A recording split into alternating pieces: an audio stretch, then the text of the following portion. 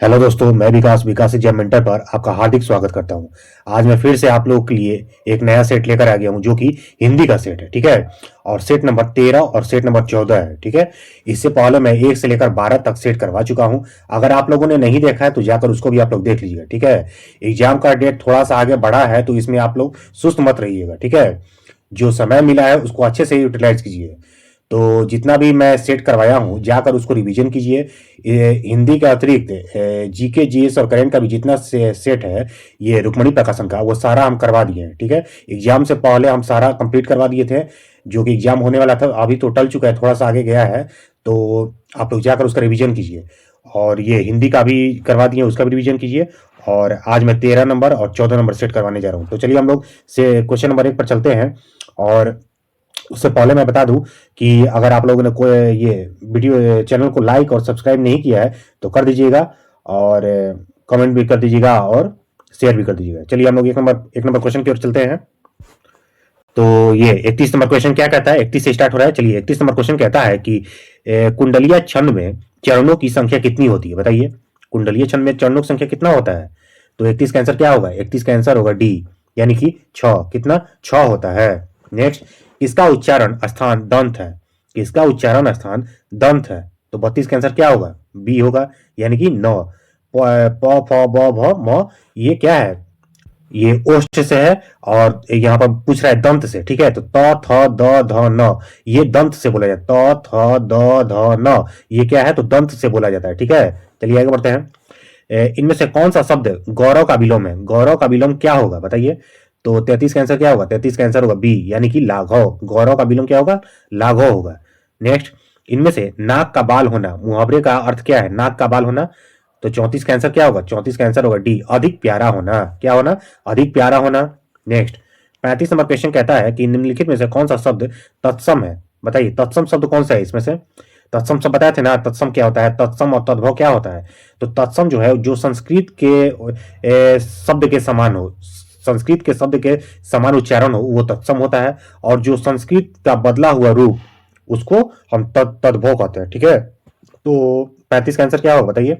35 का answer B, यानी कि उद्गम। उद्गम जो है ये तत्सम शब्द है। ठीक है, चलिए आगे बढ़ते हैं हम लोग। 36 नंबर क्वेश्चन कहता है, क्या कहता है 36 नंबर क्वेश्चन? इनमें से खोज का अनेकार्थी शब्द कौन सा नहीं है, बताइए। खोज का अनेकार्थी शब्द कौन सा नहीं है? तो 36 का आंसर क्या होगा? 36 का आंसर होगा डी, यानी कि इच्छा पूर्ति। इच्छा पूर्ति नहीं होगा तो क्या क्या होगा? अनुसंधान होगा, जिज्ञासा होगा, तलाश होगा। ठीक है। नेक्स्ट, इनमें से किस पुस्तक को व्यास सम्मान प्राप्त हुआ है, बताइए। किसको व्यास सम्मान प्राप्त हुआ है? तो 37 का आंसर क्या होगा? 37 का आंसर होगा ए, यानी कि आत्मजयी को व्यास सम्मान प्राप्त हुआ है। नेक्स्ट, परमेश्वर में कौन सा समास है, बताइए। परमेश्वर में कौन सा समास है? तो 38 का आंसर क्या होगा? 38 का आंसर होगा डी, यानी कि कर्मधार समास। ठीक है, कर्मधार समास है। नेक्स्ट, 39 में क्वेश्चन कहता है कि निम्नलिखित में से कौन सा शब्द अर्थ से जुड़ा नहीं है, बताइए। निम्नलिखित में से कौन सा शब्द जो है वो अर्थ से जुड़ा नहीं है? तो 39 का आंसर क्या होगा? सी होगा, यानी कि चेष्टा। चेष्टा जो है वो अर्थ से नहीं जुड़ा है। ठीक है, तो अर्थ से क्या क्या जुड़ा है? हेतु, धन और प्रयोजन। ठीक है, ये अर्थ से जुड़ा हुआ है। नेक्स्ट, विकास की दृष्टि से अपभ्रंश की पूर्वकालीन अवस्था का क्या नाम है, बताइए। पूर्वकालीन अवस्था का क्या नाम है? तो 40 का आंसर क्या होगा? 40 का आंसर होगा बी, यानी कि प्राकृत। क्या क्या होगा? प्राकृत होगा।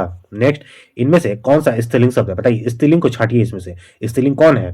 तो 41 का आंसर होगा ए होगा। 41 का आंसर क्या होगा? ए, यानी कि अजवाइन। अजवाइन जो है ये स्त्रीलिंग शब्द है। ठीक है, टोप, पराठा और रसगुल्ला ये क्या है? तो पुल्लिंग है। टोप, पराठा, रसगुल्ला पुल्लिंग है और ये जो अजवाइन है ये स्त्रीलिंग है। नेक्स्ट, इनमें से कौन सा शब्द अंबर शब्द का अर्थ नहीं है, बताइए। अंबर शब्द का अर्थ नहीं है। तो 42 का क्या होगा? 42 का आंसर होगा डी, यानी कि अध्याय। अध्याय जो है अंबर शब्द का अर्थ नहीं है। तो अंबर शब्द का अर्थ क्या क्या है? तो वस्त्र है, आकाश है, कपास। वस्त्र, आकाश, कपास होगा। नेक्स्ट, इनमें से कौन सा शब्द सौभाग्य का विलोम है, बताइए। सौभाग्य का विलोम क्या होगा? तो 43 का आंसर होगा सी, दुर्भाग्य। क्या होगा? दुर्भाग्य होगा। नेक्स्ट, साहित्य को जनता की चित्त वृत्तियों का संचित प्रतिबिंब इनमें से किसने कहा है, बताइए। साहित्य को जनता की चित्त वृत्तियों का संचित प्रतिबिंब इनमें से किसने कहा है?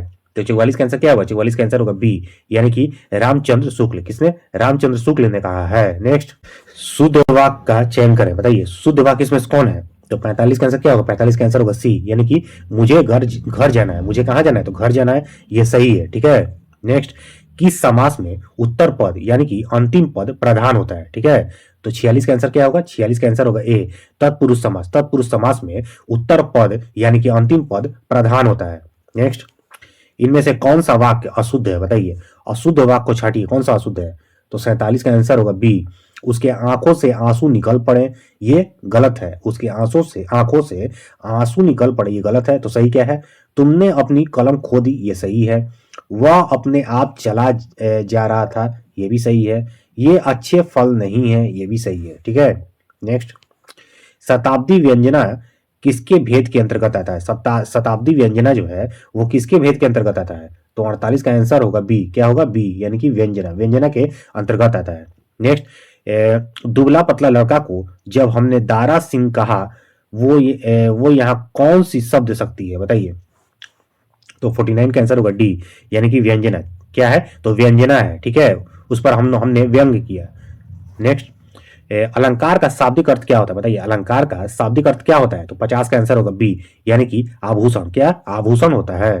नेक्स्ट, निम्नलिखित में से कौन सा ऊष्म व्यंजन है? बताइए, ऊष्म व्यंजन कौन सा है? जिसको बोलने पर मुंह से गर्म हवा निकले उसको हम लोग ऊष्म व्यंजन कहते हैं। ठीक है, तो 51 का आंसर क्या होगा? 51 का आंसर होगा डी, यानी कि ये ह होगा। तो ऊष्म व्यंजन 4 होता है, स ह, यानी कि तीनों स, तालाबी स, मूर्धनी स, दांती स और एक ह। ठीक है, ये चारों जो है उसमें व्यंजन है। नेक्स्ट, इनमें से कौन सा शब्द बहुवचन है? बताइए, बहुवचन को छाटिए। तो 52 का आंसर क्या होगा? 52 का आंसर होगा बी, यानी कि प्राण। प्राण जो है ये सदैव बहुवचन में ही होता है। ठीक है।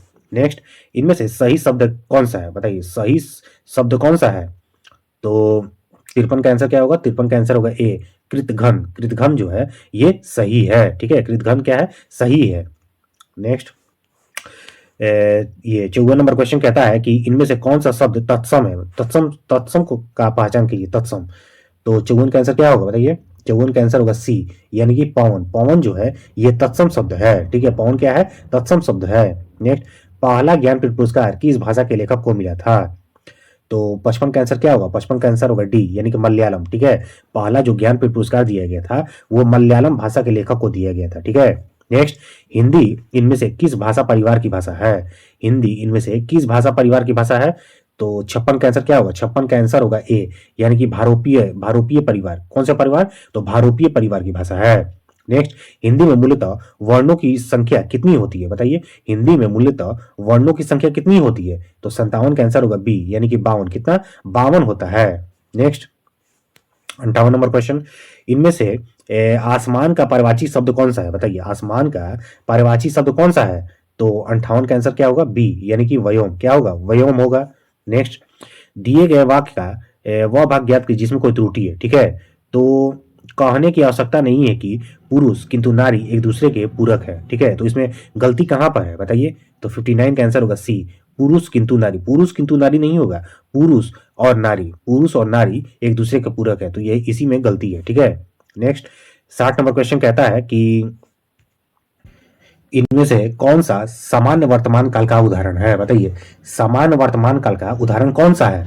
तो 60 का आंसर क्या होगा? 60 का आंसर होगा सी, यानी कि वह कोलकाता जाता है। ये क्या है? तो ये सामान्य वर्तमान काल का उदाहरण है। ठीक है, यानी कि वर्तमान में ये चल रहा है कि वह अभी कोलकाता जाता है। ठीक है। नेक्स्ट, 61 नंबर क्वेश्चन कहता है कि निम्नलिखित में से किस वाक्य में भाववाच्य है? बताइए, भाववाच्य किसमें है? भाववाच्य किसमें है? तो 61 का आंसर क्या होगा? 61 का आंसर होगा ए, यानी कि सर्दियों में रोज नहाया नहीं जाता। ठीक है, सर्दियों में रोज नहाया नहीं जाता, इसमें भाववाच्य है। ठीक है। नेक्स्ट, संयुक्त व्यंजन की संख्या कितनी है? बताइए, संयुक्त व्यंजन की संख्या कितनी है? तो 62 का आंसर होगा बी, 4। 4 है संयुक्त व्यंजन। ठीक है, कौन कौन कौन सा होगा? 4। तो छ, त्र, ज्ञ, स्र। ठीक है, कौन कौन? छ, त्र, ज्ञ, स्र, ये चारों जो है ये संयुक्त व्यंजन है। ठीक है, चलिए आगे बढ़ते हैं 63 नंबर क्वेश्चन की ओर। 63 नंबर क्वेश्चन कहता है कि संयुक्त व्यंजन है। बताइए, संयुक्त व्यंजन इसमें से कौन सा है? अभी बताया है ना, बताइए कौन है? तो 63 का आंसर होगा ए, स्र। स्र होगा, ये संयुक्त संयुक्त व्यंजन है। ठीक है। नेक्स्ट, 64 नंबर, सौ सौ सौ सौ सौ और ह कौन सी व्यंजन है बताइए। ये कौन सी, ये जो चारों है ये कौन सा व्यंजन है बताइए। तो 64 का आंसर क्या होगा? 64 का आंसर होगा बी, उष्म व्यंजन। इसको भी हम बताएं अभी आप लोग को कि ये उष्म व्यंजन है, जिसको बोलने से मुंह से गर्म हवा निकले उसको उष्म व्यंजन कहते हैं, ठीक है।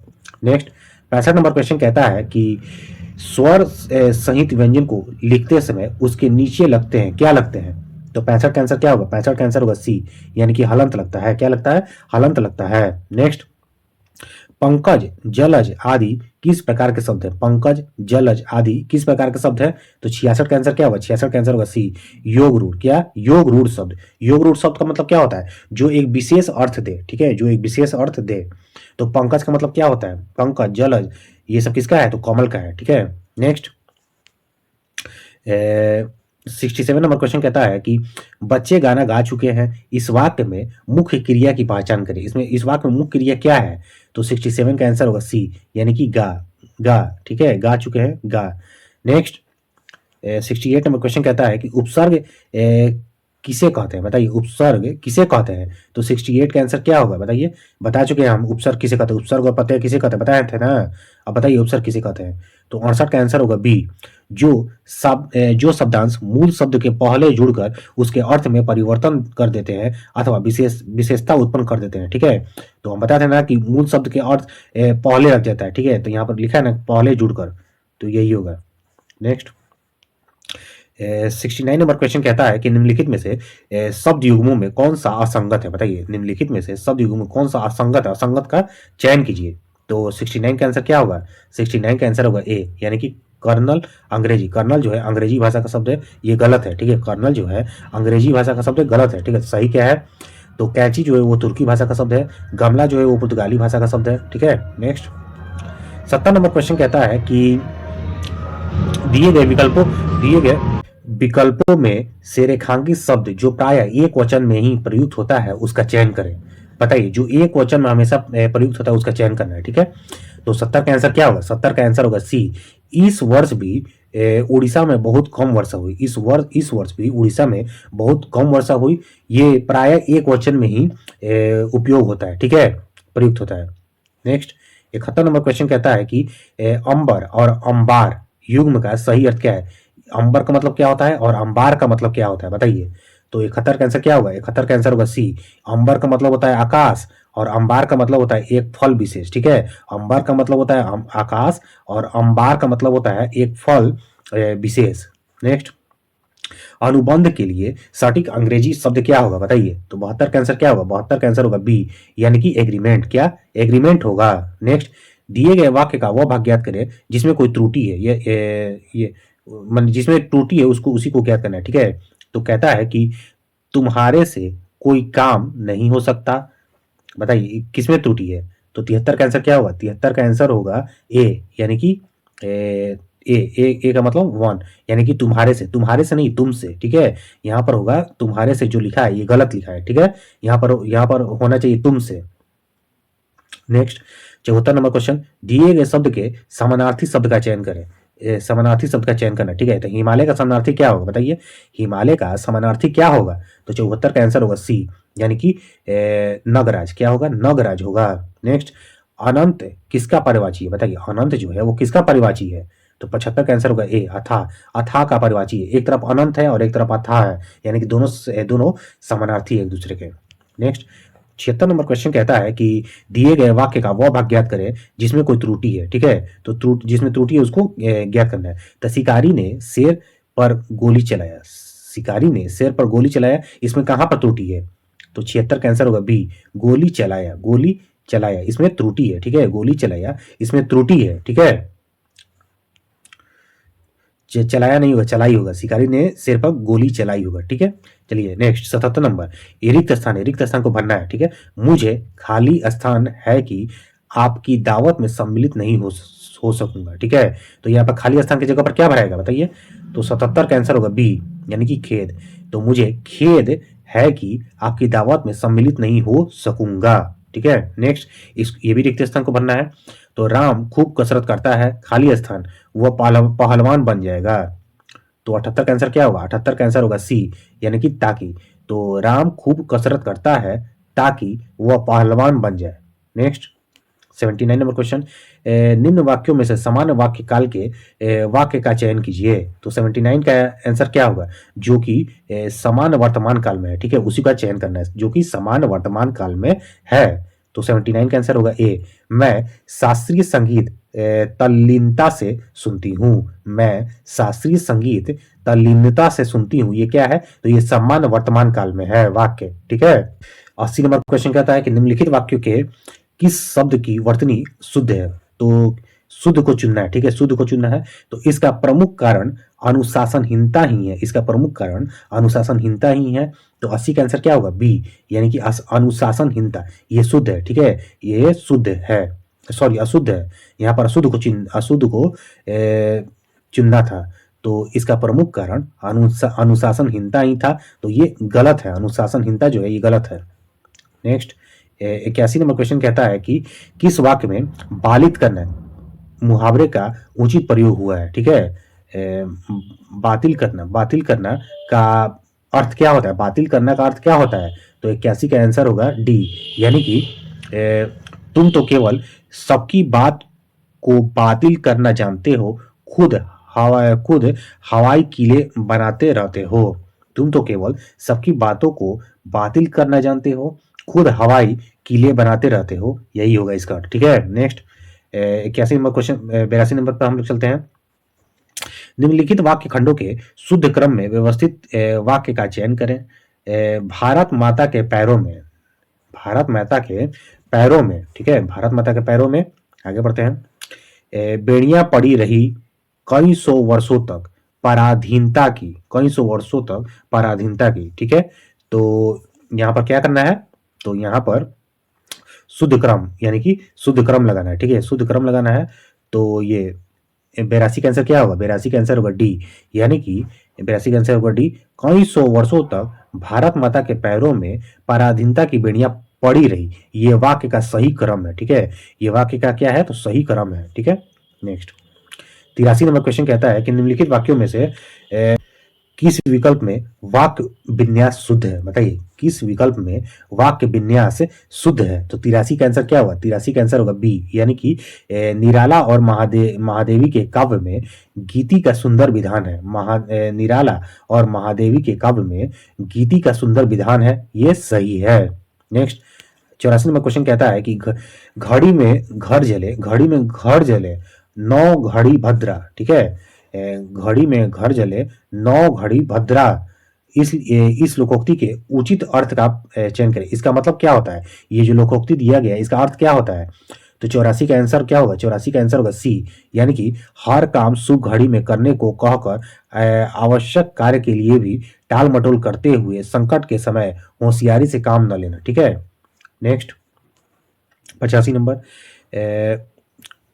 क के की ख विहंग ग खग घ पिक विकल्पों में से कौन सा युग्म पक्षी के पर्याप्त का है, पक्षी के पर्याय का है, ठीक है। तो 85 का आंसर होगा क्या, बी होगा, क्या होगा, बी होगा, यानी कि ख और ग, ठीक है, ख और ग। तो यहाँ पर ख होगा और ग होगा, क्या होगा, तो विहंग और खग, ठीक है, विहंग और खग क्या होगा, तो पक्षी का पर्याय। यहाँ पर देखिए 85 नंबर क्वेश्चन में हम एकदम सीधा सा बता रहे हैं, 85 नंबर क्वेश्चन पूछ रहा है कि पक्षी का पर्याय क्या होगा, तो पक्षी का पर्याय ये विहंग होगा और खग होगा। नेक्स्ट 86 नंबर क्वेश्चन कहता है कि जिन शब्दों से न्यूनता, लघुता, हीनता या तुच्छता का बोध हो, न्यूनता, लघुता, हीनता, तुच्छता का बोध हो, उसे क्या कहते हैं। तो 86 का आंसर होगा ए, उनार्थक शब्द, क्या, उनार्थक शब्द कहते हैं। नेक्स्ट, निम्नलिखित में से किस शब्द का प्रयोग सदा एक वचन में होता है, सदा बहुवचन में होता है, ठीक है, सदा बहुवचन में होता है, किसका बहुवचन में होता है। तो 87 का आंसर क्या होगा, 87 का आंसर होगा डी, उपयुक्त में से एक से अधिक, किसका, तो ये प्राण भी सही है, आंसू भी सही है और दर्शन भी सही है। ये तीनों का जो प्रयोग होता है, ये तीनों का प्रयोग हमेशा बहुवचन में होता है, ठीक है, इसका एक वचन नहीं होता है, ठीक है, हमेशा बहुवचन में होता है। चलिए आगे बढ़ते हैं। 88 नंबर क्वेश्चन कहता है कि मध्यम पुरुष सर्वनाम है, मध्यम पुरुष सर्वनाम कौन सा है इसमें। तो 88 का आंसर होगा सी, सी जो है ये मध्यम पुरुष सर्वनाम है, ठीक है, मध्यम पुरुष सर्वनाम है। चलिए और देखिए और ये है जो है उत्तम पुरुष है, उत्तम पुरुष, मध्यम पुरुष और अन्य पुरुष, ठीक है, ये उत्तम पुरुष है और ये अन्य पुरुष है, ये अन्य पुरुष है। ठीक है। 89 नंबर क्वेश्चन कहता है कि उसने बैठा नहीं जाता है, उससे बैठा नहीं जाता है में कौन सा वाच्य है? बताइए कौन सा वाच्य है? तो 89 का आंसर क्या होगा? 89 का आंसर होगा ए, भाववाच्य। ठीक है, भाववाच्य है इसमें। ठीक है। नेक्स्ट, चाय वाय किस युग्म के रूप के अंतर्गत आते हैं? तो 90 का आंसर क्या होगा? 90 का आंसर होगा बी, यानी कि सार्थक निरर्थक, सार्थक और निरर्थक के अंतर्गत आते हैं। चलिए नेक्स्ट, 91 नंबर क्वेश्चन पर चलते हैं। 91 नंबर क्वेश्चन कहता है कि जिन शब्दों में प्रयोग के अनुसार कोई परिवर्तन नहीं होता है उन्हें क्या कहा जाता है? प्रयोग के अनुसार कोई परिवर्तन नहीं होता, उन्हें क्या कहा जाता है? तो 91 का आंसर होगा सी, यानी कि अविकारी शब्द। ठीक है, अविकारी शब्द। चलिए आगे बढ़ते हैं। अब 92 से लेकर 95 तक, 92 से लेकर 95 तक क्या है? तो इस पैराग्राफ को पढ़कर और उत्तर देना है। ठीक है, तो चलिए हम लोग पढ़ते हैं। विविध प्राप्त है अपनी अपनी भाषा के अभिमानी हम, पर इन सबसे पहले दुनिया वालों हिंदुस्तानी हम। रहन सहन में खान पान में भिन्न भले ही हो कितने, इस मिट्टी को देते आए मिलजुल कर कुर्बानी हम। सदियों से कुचले लाखों तूफान हमने पद तल से, आज झुके कुछ टकराकर तो कल लगते फिर जागे से। अंडमान से कश्मीर भले ही दूर दिखाई दे कितना, पर हर प्रांत जुड़ा है अपना अगणित कोमल धागों से। जिन ओर बढ़ाए गए हमने, हो गई उधर भू नव मंगल। आजाद वतन के बासिंदे, हर चरण हमारा है बादल। ठीक है, तो अब इसका आंसर दिया जाए। 92 नंबर क्वेश्चन कहता है कि हम भारतीय जिधर भी अपने कदम बढ़ाते हैं वहां क्या हो जाता है? बताइए वहां पर क्या हो जाता है? तो 92 का आंसर होगा बी, यानी कि शुभ कार्य होते हैं। क्या होते हैं? शुभ कार्य होते हैं। नेक्स्ट, पैर शब्द का समानार्थी नहीं है। पैर शब्द का समानार्थी कौन नहीं है? तो 93 का आंसर क्या होगा? सी, यानी कि नौ नहीं है। ठीक है, तो कौन कौन सा होगा?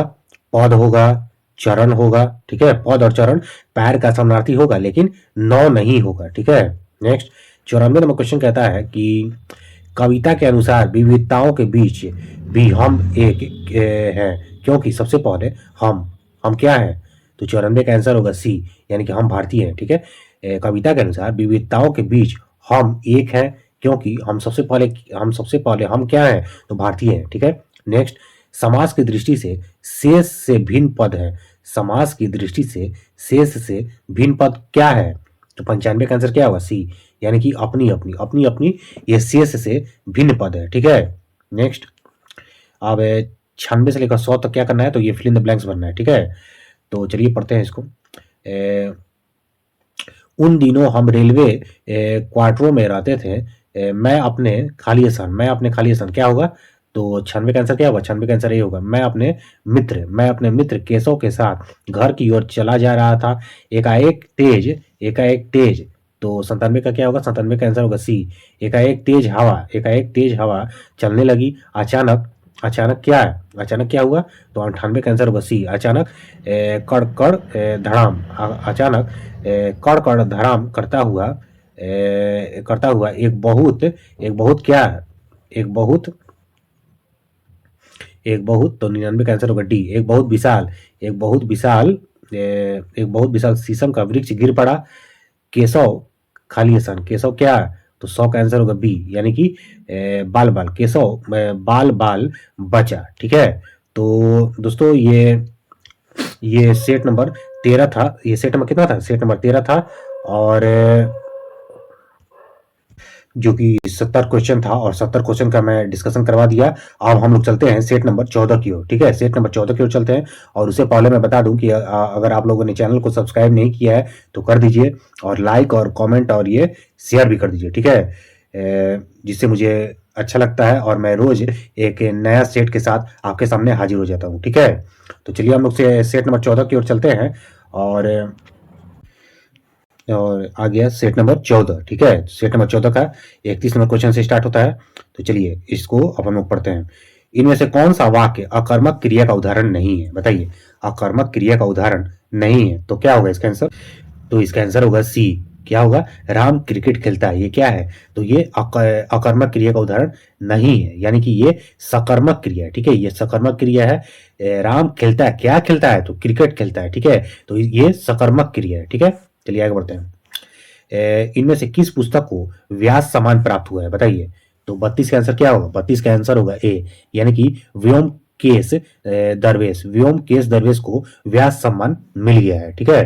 नेक्स्ट, इनमें से कौन सा शब्द उदय का विलोम है, बताइए, उदय का विलोम कौन सा है, तो 33 का आंसर होगा डी, यानी कि अस्त, अस्त जो है ये उदय का विलोम है। नेक्स्ट, इनमें से सर्वनाम की उपयुक्त परिभाषा कौन सी है, बताइए, सर्वनाम की उपयुक्त परिभाषा कौन सी है, तो 34 का आंसर क्या होगा, 34 का आंसर होगा सी, यानी कि संज्ञा के स्थान पर प्रयुक्त होने वाले शब्द को क्या कहते हैं, सर्वनाम कहते हैं। संज्ञा के स्थान पर प्रयुक्त होने वाले शब्द को क्या कहते हैं, तो सर्वनाम कहते हैं, ठीक है। नेक्स्ट, इनमें से 16 मात्राओं वाला छंद कौन सा है, 16 मात्राओं वाला छंद कौन सा है, तो 35 का आंसर होगा ए, यानी कि चौपाई। चौपाई जो है ये 16 मात्राओं वाला छंद है।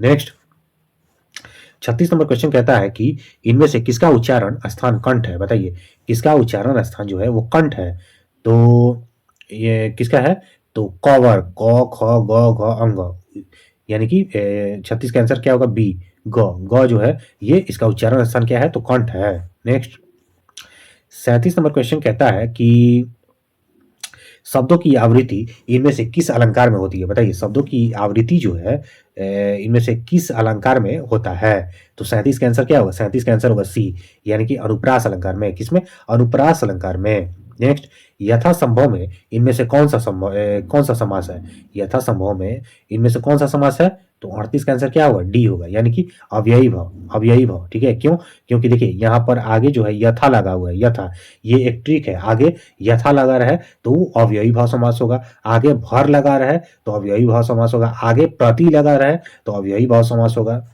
नेक्स्ट, इनमें से कौन सा शब्द अशुद्ध है, बताइए, कौन सा शब्द जो है वो अशुद्ध है, तो 39 का आंसर क्या होगा, डी, यानी कि पृष्ठभूमि। पृष्ठभूमि जो है ये अशुद्ध है, ठीक है, अशुद्ध है, तो शुद्ध क्या है, ज्योत्सना, ज्योत्सना जो है ये शुद्ध लिखा हुआ है, संतुष्ट जो है ये भी शुद्ध लिखा हुआ है, और सुर्पनखा, सुर्पनखा भी है, ये भी शुद्ध लिखा हुआ है। 40 नंबर क्वेश्चन, 40 नंबर क्या कहता है, इनमें से कौन सा शब्द तत्सम है, तत्सम कौन सा शब्द है, बताइए, 40 का आंसर क्या होगा, 40 का आंसर होगा डी, यानी कि जम्बू। जम्बू जो है ये तत्सम शब्द है, ठीक है, जम्बू तत्सम शब्द है। नेक्स्ट, 41 नंबर क्या कर है, इनमें से कौन सा शब्द अग्नि का विलोम है, बताइए, अग्नि का विलोम क्या होगा, तो 41 का आंसर क्या होगा, 41 का आंसर होगा डी, यानी कि जल। अग्नि का उल्टा क्या होगा, जल होगा।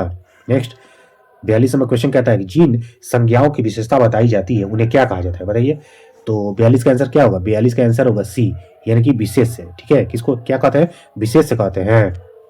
नेक्स्ट, 43 नंबर क्वेश्चन कहता है कि क्रमवाचक विशेषण का उदाहरण कौन सा है, बताइए, क्रमवाचक विशेषण का उदाहरण कौन सा है, तो 43 का आंसर क्या होगा, 43 का आंसर होगा डी, यानी कि दूसरा। दूसरा जो है ये क्रमवाचक विशेषण का उदाहरण है। नेक्स्ट, श्रृंगार रस का अस्थायी भाव क्या होगा, बताइए, श्रृंगार रस का अस्थायी भाव क्या होगा, तो 44 का आंसर क्या होगा, सी होगा, यानी कि रति, क्या होगा, रति होगा। नेक्स्ट, किस छंद का प्रथम व अंतिम शब्द एक सा होता है, प्रथम और अंतिम शब्द जो होता है वो एक सा होता है, तो 45 का आंसर क्या होगा, सी होगा, यानी कि कुंडलिया छंद का, किसका, कुंडलिया छंद का। नेक्स्ट, 46 नंबर क्वेश्चन कहता है कि अब पढ़कर क्या होगा, इस काव्य में कौन सी क्रिया है, बताइए, अब पढ़कर क्या होगा, इस वाक्य में कौन सी क्रिया है, तो 46 का आंसर होगा बी, यानी कि पूर्वकालिक क्रिया। कौन सी कालिक क्रिया, तो पूर्वकालिक क्रिया, ठीक है। नेक्स्ट, निम्न में से कौन सा आधि अव्याधि युग्मों का अर्थ है, आधि अव्याधि युग्मों का अर्थ है, तो 47 का आंसर क्या होगा, सी होगा, यानी कि मानसिक कष्ट, ठीक है, आधि और व्याधि युग्मों का अर्थ क्या है, तो मानसिक कष्ट। नेक्स्ट, एम्प्लॉय इवोल्यूशन का हिंदी पर्याय क्या होगा, बताइए, एम्प्लॉय इवोल्यूशन का हिंदी पर्याय क्या होगा, तो 48 का आंसर क्या होगा, 48 का आंसर होगा ए, कर्मचारी मूल्यांकन, क्या, कर्मचारी मूल्यांकन होगा। नेक्स्ट, 49 नंबर क्वेश्चन कहता है कि क्या इस निरीह की रक्षा करने वाला कोई वीर बचा है, इस प्रकार यह किस प्रकार का वाक्य है, बताइए, 49 का आंसर क्या होगा, तो 49 का आंसर होगा सी, प्रश्न वाक्य है। कौन सा वाक्य, प्रश्न वाक्य है। नेक्स्ट, देखिए यहाँ पर प्रश्न चिन्ह का लगा है, प्रश्न चिन्ह का निशान लगा है, तो ये प्रश्नवाचक। नेक्स्ट, पुत्र शोक में कौन सा समास है, बताइए पुत्र शोक में कौन सा समास है? तो 50 का आंसर होगा सी, द्वंद्व समास। कौन सा समास? तत्पुरुष समास, तत्पुरुष समास, ठीक है, तत्पुरुष समास। नेक्स्ट, 51 नंबर, इस चिन्ह, ये जो चिन्ह है इसको क्या कहते हैं, बताइए। 51 नंबर जो क्वेश्चन कह रहा है, ये जो चिन्ह है इसको क्या कहते हैं? तो 51 का आंसर क्या होगा? 51 का आंसर होगा बी, अर्धविराम, ठीक है, अर्धविराम का ये चिन्ह है। नेक्स्ट, इनमें से कौन सा व्यंजन संयुक्त व्यंजन का उदाहरण है, बताइए संयुक्त व्यंजन का उदाहरण कौन सा है? तो 52 का आंसर क्या होगा? 52 का आंसर होगा सी। आपको पता है ना कि छ, त्र, ज्ञ और स्र, छ, त्र, ज्ञ और स्र जो है वो संयुक्त व्यंजन है, ठीक है। नेक्स्ट, 53 नंबर, परित्यक्ता शब्द के लिए दिए गए वाक्यों में से कौन सा उपर्युक्त है, कौन सा उपयुक्त है? तो परित्यक्ता शब्द में, तो 53 का आंसर क्या होगा? 53 का आंसर होगा सी, यानी कि पति के द्वारा छोड़ दी गई स्त्री, पति के द्वारा छोड़ दी गई स्त्री के लिए कौन सा शब्द है? तो परित्यक्ता, ठीक है। चलिए आगे बढ़ते हैं। 54 नंबर क्वेश्चन कहता है कि निषिद्ध का उपर्युक्त अर्थ क्या है? निषिद्ध का उपर्युक्त अर्थ क्या है? तो 54 का आंसर क्या होगा? 54 का आंसर होगा ए, अर्धरात्रि का समय। अर्धरात्रि के समय को क्या कहते हैं? निषिद्ध। नेक्स्ट, मैं विदेश नहीं जाऊंगा, यह किस प्रकार का वाक्य है, बताइए किस प्रकार का वाक्य है? तो 55 का आंसर होगा सी, यानी कि 55 का आंसर क्या होगा? सी, निषेध वाक्य। क्योंकि देखिए यहाँ पर मना कर रहा है, ठीक है, यहाँ पर मना कर रहा है, इसलिए निषेध वाक्य हो गया, निषेधवाचक वाक्य हो गया। नेक्स्ट, 56 नंबर क्वेश्चन कहता है कि 80 की आमद 90 खर्च, 80 की आमद 90 खर्च, इस लोकोक्ति का अर्थ क्या है? तो 56 का आंसर होगा बी, आय से अधिक खर्चा, ठीक है, आय से अधिक खर्चा। नेक्स्ट, कहता है कि खूंटी शब्द का बहुवचन बताइए, खूंटी शब्द का बहुवचन क्या होगा? तो 57 का आंसर होगा सी, खूंटिया। क्या होगा? खूंटिया होगा। नेक्स्ट, करुण रस का अस्थाई भाव क्या होगा? करुण रस का अस्थाई भाव क्या होगा? तो 58 का आंसर होगा बी, शोक, ठीक है, शोक होगा। नेक्स्ट, 59 नंबर क्वेश्चन, निम्नलिखित में से कौन सा तद्भव शब्द है, बताइए कौन सा तद्भव शब्द है? तो 59 का आंसर क्या होगा? सी होगा, यानी कि अमीय। क्या होगा? अमीय होगा। नेक्स्ट, 60 नंबर, अंबर पनघट में डूबो रही, अंबर पनघट में डूबो रही तारा घट उषा नगरी में कौन सा अलंकार है, बताइए। अंबर पनघट में डूबो रही तारा घट उषा नगरी, इसमें कौन सा अलंकार है? तो 60 का आंसर होगा सी, यानी कि रूपक अलंकार। क्या होगा? रूपक अलंकार होगा। नेक्स्ट, निम्न में से कौन सा शब्द तत्सम है, बताइए तत्सम शब्द कौन सा है? तत्सम, तो 61 का आंसर क्या होगा? 61 का आंसर होगा सी, यानी कि अग्र। अग्र जो है ये तत्सम शब्द है, ठीक है, तत्सम शब्द है। नेक्स्ट, चारों ओर रात्रि का घोर अंधेरा छाया था, उक्त वाक्य में प्रयुक्त घोर के स्थान पर उसके उचित समानार्थी शब्द का प्रयोग करें, यानी कि घोर के जगह पर, ये जो घोर है इसके जगह पर इसका समानार्थी क्या रहना चाहिए? तो 62 का आंसर क्या होगा? 62 का आंसर होगा ए, चारों ओर रात्रि का गहरा अंधेरा छाया रहा। चारों ओर रात्रि का गहरा अंधेरा छाया रहा, ये भी सही है। नेक्स्ट, निम्नलिखित विकल्पों में से प्रश्नवाचक सर्वनाम का कौन सा एक अशुद्ध वाक्य है? अशुद्ध वाक्य नहीं है, ध्यान रखिएगा, अशुद्ध वाक्य नहीं है। तो क्या होगा 63 का आंसर? 63 का आंसर होगा सी, यानी कि क्या यह पत्र अपने प्रचार को देना है? क्या यह पत्र अपने प्रचार को देना है? ये अशुद्ध, ये शुद्ध नहीं है, ठीक है, ये शुद्ध नहीं है। तो शुद्ध क्या है? यह कौन सी भाषा है? यह सही है। यह थैले में क्या है? ये भी सही है। और डी, द्विवेदी जी का मकान कौन सा है? ये भी सही है। तो गलत कौन सा है? सी जो है ये गलत है। नेक्स्ट, 64 नंबर क्वेश्चन, निम्नलिखित विकल्पों में से कौन सा एक वाक्य संकेतार्थक सर्वनाम का नहीं है? ठीक है, नहीं है। तो 64 का आंसर क्या होगा? 64 का आंसर होगा ए, यानी कि नदी में पानी नहीं है, जो कि गलत है। ठीक है, नदी में पानी नहीं है, जो कि गलत है। तो सही क्या है? बी, मेरी पुस्तक है, ये सही है। सी, यह लड़का इस कक्षा का मॉनिटर है, ये भी सही है। और डी, वह आदमी एक विदेशी जासूस है, ये भी सही है।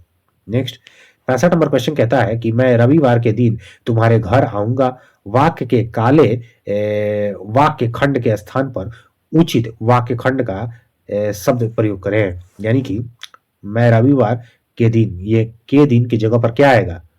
तो 65 का आंसर क्या होगा? 65 का आंसर होगा डी, मैं रविवार को तुम्हारे घर आऊंगा। ठीक है, यहां पर को लगेगा। ठीक है, यहां पर को लगेगा। नेक्स्ट 66 नंबर क्वेश्चन कहता है कि निम्नलिखित वाक्य के यहाँ पर रिक्त स्थान को भरना है। रिक्त स्थान को भरना है। राहुल अपनी माँ के खाली स्थान है, क्या है? तो 66 का आंसर क्या होगा? बी, राहुल अपनी माँ की अंधे की लाठी है। राहुल अपनी माँ की क्या है? अंधे की लाठी है। नेक्स्ट 67 नंबर क्वेश्चन कहता है कि माँ ने पुत्र को अंक में भर लिया। इस वाक्य में प्रयुक्त जो अंक है, अंक शब्द का निम्न में से अर्थ क्या होगा? तो 67 का आंसर होगा सी, यानी कि गोद। अंक अंक का मतलब क्या होता है? अंक का मतलब गोद होता है। ठीक है, गोद होता है।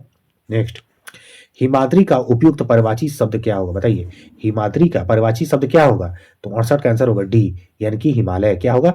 हिमालय होगा। नेक्स्ट वह जीता ही मरा, देश का प्रेम न जिसमें भरा। वह जीता ही मरा, देश का प्रेम न जिसमें भरा। तो इसमें कौन सा अलंकार है? बताइए। तो 69 का आंसर होगा ए, यानी कि विरोधाभास अलंकार। ठीक है, विरोधाभास अलंकार है। नेक्स्ट 70 नंबर, जगण में कितने लघु और गुरु वर्ण होते हैं? जगण में कितने लघु और कितने गुरु वर्ण होते हैं? तो 70 का आंसर क्या होगा? सी, ISI। क्या होता है? ISI। ठीक है। नेक्स्ट कवित वर्णित छंद में कुल कितने वर्ण होते हैं? कवित वर्णित छंद में कुल कितने वर्ण होते हैं? तो 71 का आंसर क्या होगा? 71 का आंसर सी होगा, यानी कि 31 होता है। नेक्स्ट आचार्य भरत मुनि के अनुसार काव्य गुणों की संख्या कितनी होती है? आचार्य भरत मुनि के अनुसार काव्य गुणों की संख्या कितना होता है? तो 72 का आंसर होगा सी, यानी कि 10। कितना होता है? तो 10 होता है।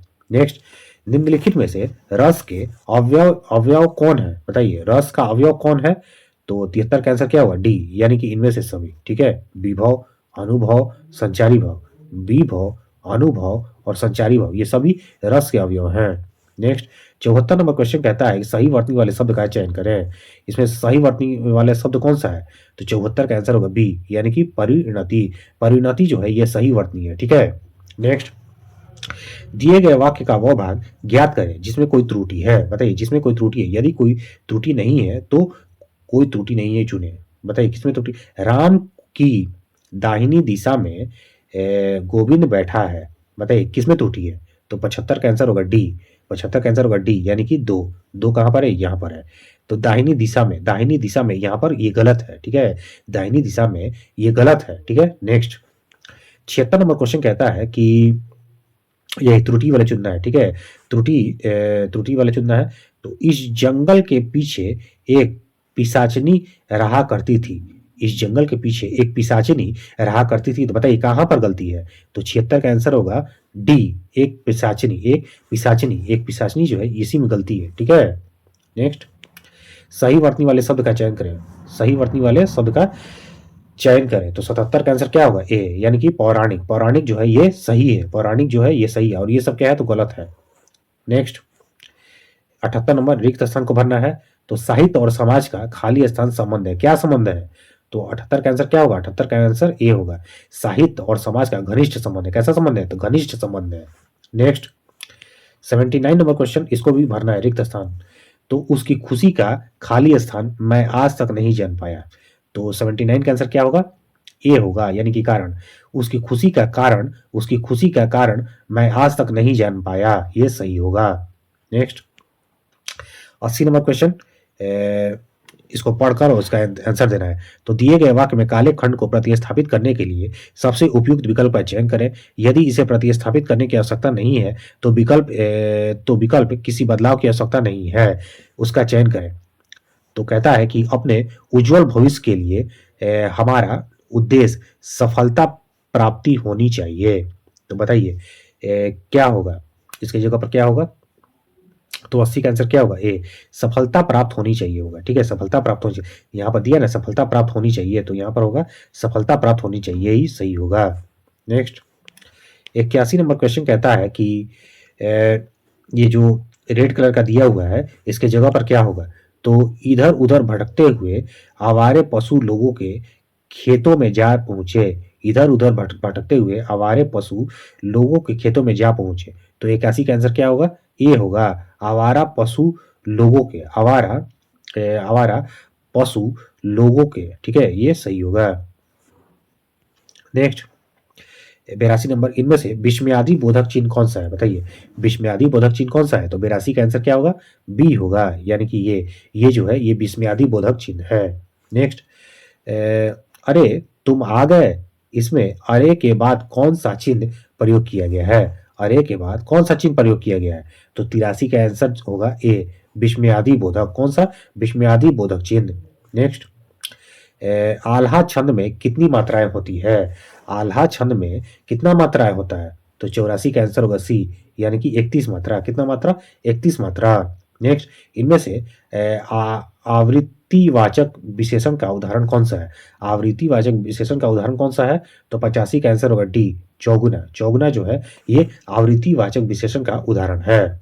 नेक्स्ट 86 नंबर क्वेश्चन कहता है कि ज्ञानपीठ पुरस्कार के लिए कुल कितनी भाषाओं को साहित्य को स्वीकार किया जाता है, ज्ञानपीठ पुरस्कार के लिए कुल कितनी भाषाओं के साहित्य को स्वीकार किया जाता है, तो 86 का आंसर होगा ए, 22 भाषाओं, ठीक है, 22 भाषाओं। नेक्स्ट ज्ञ वर्ण किस वर्णों के संयोग से बना है, तो 87 का आंसर क्या होगा, 87 का आंसर होगा ए, ज प्लस ज।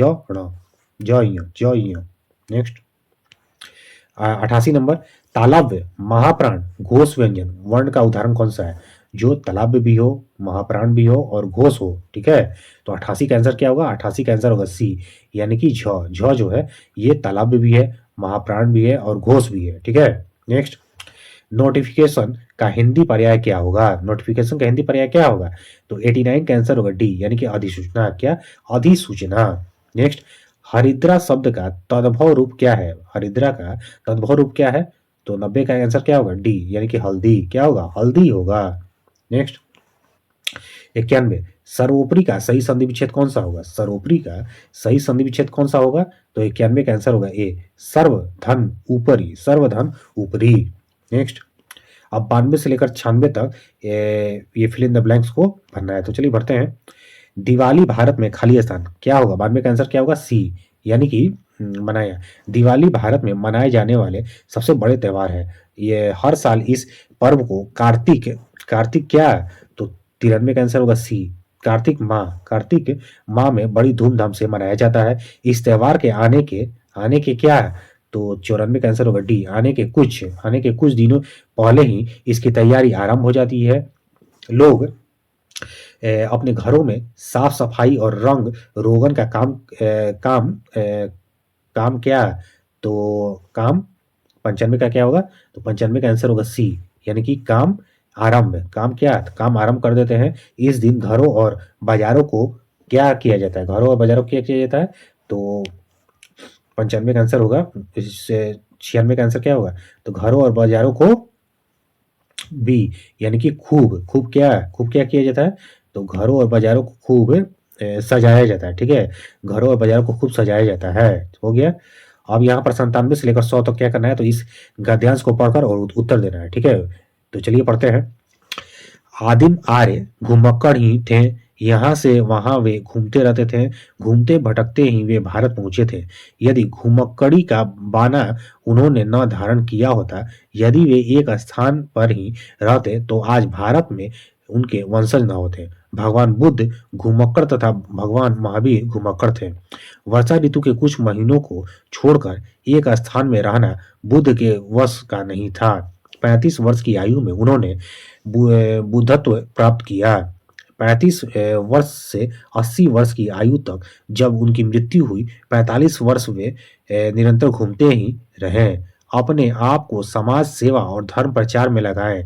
अपने शिष्य से उन्होंने कहा था, चरम भिक्षने चारिक हे भिक्षुओं, घुमक्कड़ों करो। यद्यपि बुद्ध कभी भारत के बाहर नहीं गए, किंतु उनके शिष्यों ने उनके वचनों को सिर आंखों पर लिया और पूर्व में जापान, उत्तर में मंगोलिया, पश्चिम में मकदूनिया और दक्षिण में बाली तक धावा मारा। श्रावण महावीर ने स्वच्छंद विचार के लिए अपने वस्त्रों तक को त्याग दिया। दिशाओं को उन्होंने अपना अंबर बना दिया। वैशाली में जन्म लिया।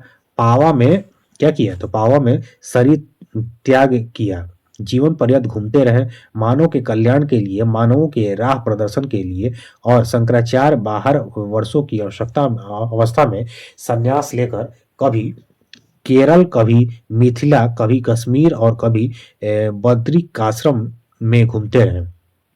कन्याकुमारी से लेकर हिमालय तक समस्त भारत को अपना कर्म क्षेत्र समझा। सांस्कृतिक एकता के लिए, समन्वय के लिए, श्रुति धर्म की रक्षा के लिए शंकराचार्य के प्रयत्न से ही वैदिक धर्म का उत्थान हो सका। ठीक है, तो 97 का आंसर क्या होगा?